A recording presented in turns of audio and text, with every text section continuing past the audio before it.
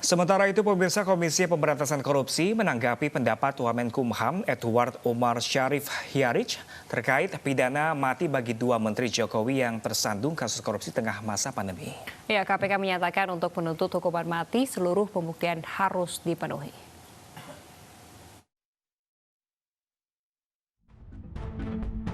Komisi Pemberantasan Korupsi menanggapi pendapat Wamenkumham terkait pidana mati bagi dua Menteri Presiden Jokowi yang tersandung kasus korupsi di tengah masa pandemi.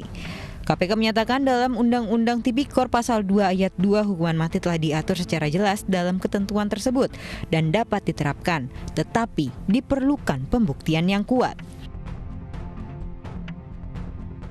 Di dalam proses pembuktian tidak serta-merta hanya dibuktikan unsur tersebut, tetapi di undang-undang sudah sangat jelas bahwa pasal 2 ayat 1 tentu harus juga dibuktikan secara keseluruhan, ya, unsur melawan hukumnya, kemudian potensi kerugian negaranya, itu harus juga ada pembuktian ketika kemudian hasil akhirnya adalah tuntutan pidana mati. Terkait penanganan dua perkara saat ini, yaitu Kementerian Sosial dan di Kementerian Kelautan dan Perikanan, saat ini pasal yang diterapkan oleh KPK adalah pasal dugaan suap, ya, jadi pemberian dan penerimaan suap yang di dalam undang-undang ancaman hukuman maksimalnya adalah seumur hidup.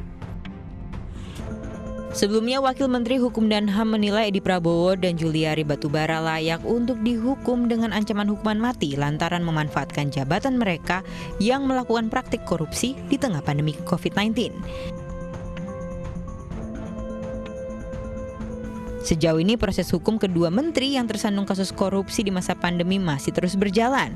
Diduga mantan Menteri Kelautan dan Perikanan Edi Prabowo yang ditangkap pada akhir Desember 2020 menerima suap 3,4 miliar dan $100.000 Amerika Serikat terkait izin ekspor benih lobster.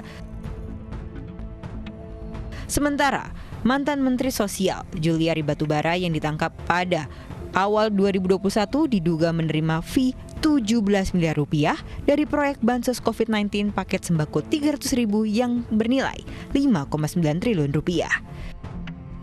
Tim Liputan iNews melaporkan.